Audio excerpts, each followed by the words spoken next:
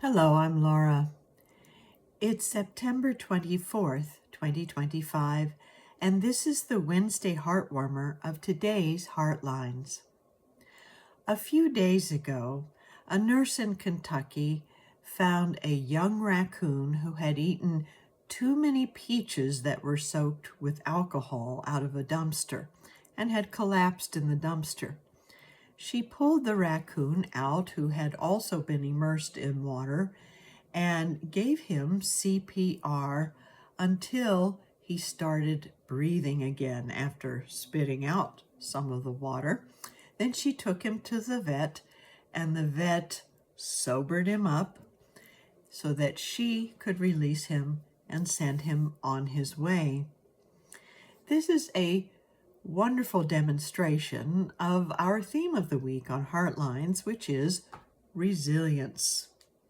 And no matter what we face in life, if it knocks us flat on our face, we can find revival. We can find resilience through compassion. Perhaps it's somebody's compassion that reaches out to help us, or perhaps it is our draw to be compassionate to others that keeps us going through even some of the most challenging times.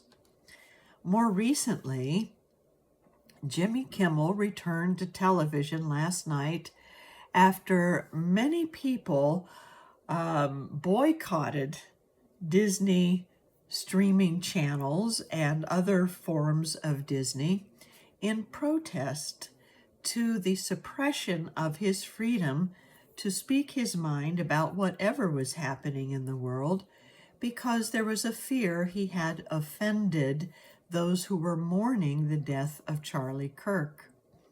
He gave a very compassionate and loving monologue in which he shared how touched he was by people who didn't agree with him and yet stood up for his freedom of speech, and by the widow of Charlie Kirk, Erica, who forgave his assassin.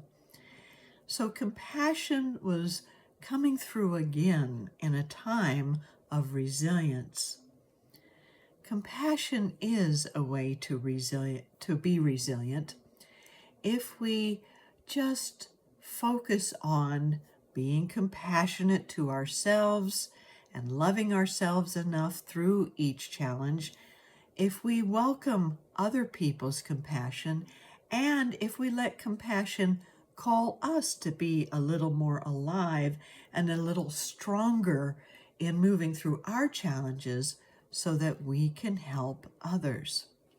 So today, we are focused on resilience through compassion, and we are going to begin with a time of compassionate contemplation and silence. As we take a deep breath,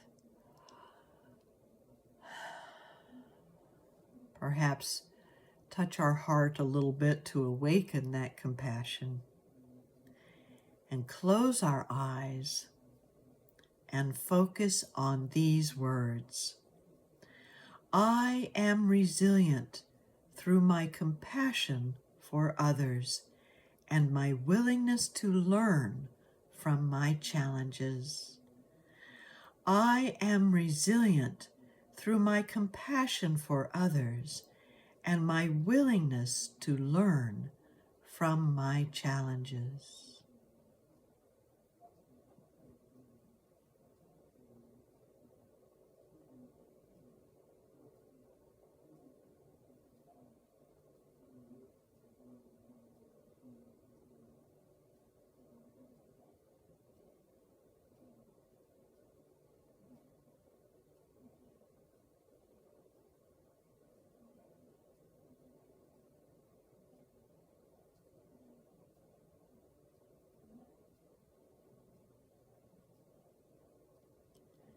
And so it is.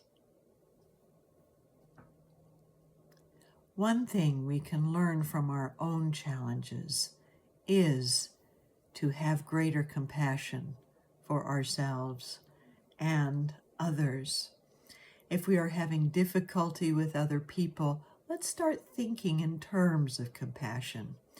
If we see someone in need, be it a human being or another living being, let's feel enough of that compassion to know we can move through the challenge that is ahead, and sometimes even when things don't work out the way we want them to, we can still feel that compassion that keeps us resilient and feeling alive with love and caring for ourselves and others.